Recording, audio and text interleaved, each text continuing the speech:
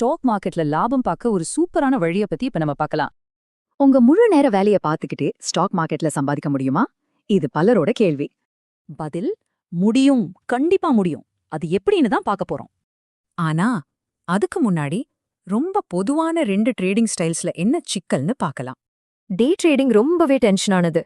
Long term இன்வெஸ்டிங்னா வருஷக்கணக்கில் காத்திருக்கணும். அப்போ இது ரெண்டுக்கும் நடுவுல ஒரு சரியான வழி இருக்காதா என்ன? கண்டிப்பா இருக்கு.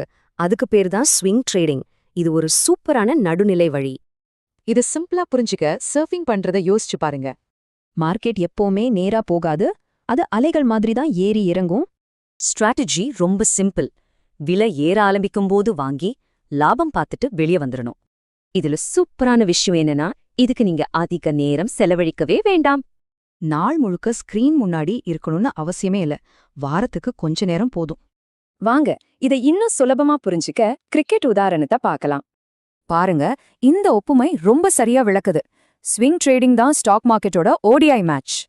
T20 மாதிரி ஒரே பரபரப்பா இருக்காது. டெஸ்ட் மேட்ச் மாதிரி ரொம்ப நாள் இழுக்கவும் செய்யாது. இது ஒரு பேலன்ஸ்ட் அப்ரோச். இதோட ரிசல்ட் என்ன?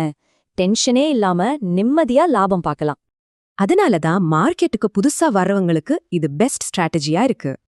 ஆனா எந்த ஸ்ட்ராட்டஜியா இருந்தாலும் அதுல ஒரு ரிஸ்க் இருக்கும் இல்லையா? அப்ப ஸ்விங் ட்ரேடிங்கோட ஆபத்து என்ன?